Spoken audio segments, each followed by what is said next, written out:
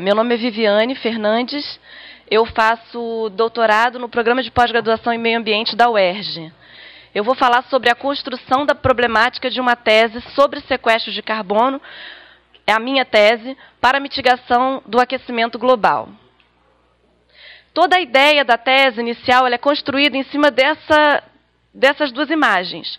E na ideia de que as florestas sequestram carbono, CO2, através da fotossíntese e armazenam esse carbono na sua biomassa. E isso pode, então, se contrapor às emissões que nós emitimos no nosso modo de vida moderno. Então, existe uma demanda grande por estudos, no qual o meu inicialmente se incluía, e que diz que metodologias, esse texto é comum em vários trabalhos, inclusive o meu, metodologias para a quantificação do sequestro de carbono justificam-se pela necessidade crescente de informações que viabilizem a mitigação do aquecimento global. Então, as pessoas que fazem esses estudos, incluindo eu, elas se dedicam extremamente em trabalhos de campo e elas desenvolvem esses estudos acreditando não só que estão contribuindo com a mitigação do aquecimento global, mas também com a conservação das florestas, que elas têm um vínculo grande com as florestas, e, por fim, de uma forma assim mais geral, com a igualdade de direitos ao meio ambiente sadio entre todos os seres humanos dessa e das futuras gerações. Bom, mas existe uma certeza incluída naquela afirmativa que justifica a tese. E a afirmativa é: se as plantas de mangue podem sequestrar carbono, então certamente elas podem mitigar o aquecimento global.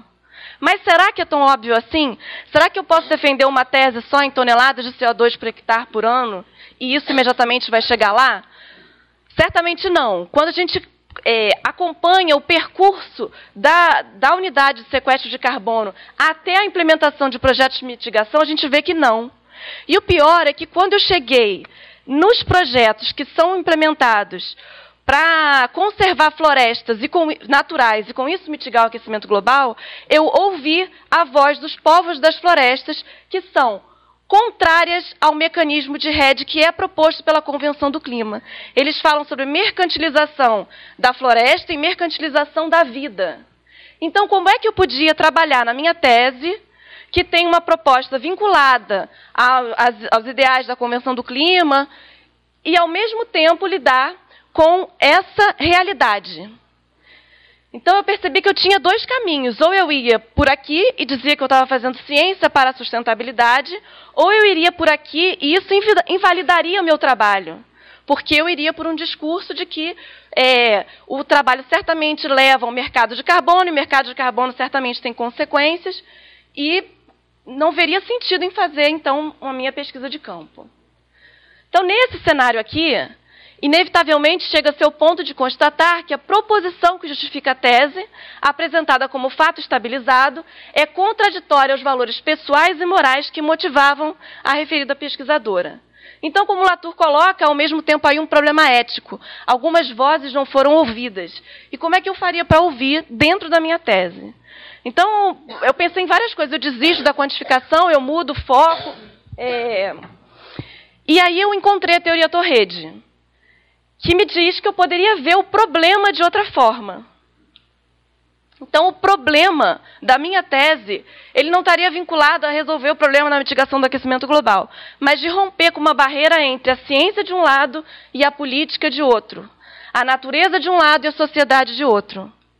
Então, o Latour coloca que na antiga Constituição a gente faz essa separação. E era o que eu estava fazendo no meu estudo e não via como sair disso. Então, quando a gente diz se as plantas de mangue podem sequestrar carbono, de um lado está a ciência, a natureza, o fato, os cientistas, as árvores. Ai, acabou. Do outro lado está a política, a sociedade, o valor. E se eu quisesse sair disso, como eu disse anteriormente, eu passaria a dizer, ainda que as plantas podem sequestrar carbono, elas não podem mitigar o aquecimento global, porque as causas são outras. São sociais, são econômicas, políticas, não tem nada a ver com as plantas. Então, eu tinha dois caminhos, um que me levava para a modernização ecológica e outro que me levava para a justiça ambiental. E a olhar esses povos das florestas, e eu tenho literatura vastíssima sobre esse caminho aqui, e por esse também. Mas por que não pensar na nova Constituição e passar a ver como a planta sequestrar carbono, ela está totalmente imbuída de valores, sociedade e de um contexto.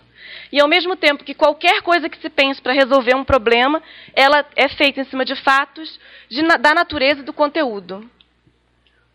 Então, a ideia é apresentar aqui, a menos que a ciência do sequestro de carbono florestal, isso está muito forte, seria assim, será que se a ciência do sequestro de carbono florestal for vista dentro da rede de sua prática, então aí sim a gente pode começar a pensar em contribuir com a mitigação do aquecimento global. Na rede da prática, a gente veria então as associações de humanos e não humanos que linkam uma coisa à outra. Então a ideia é apresentar o sequestro de carbono não mais como uma unidade, em toneladas de CO2 por hectare por ano, mas como um híbrido de natureza e cultura que está se constituindo desde o meu laboratório até a Convenção do Clima.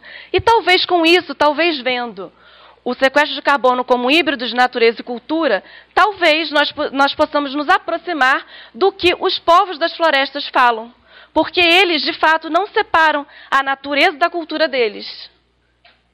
Então, essa imagem aqui seria para lembrar que jamais fomos modernos. Obrigada.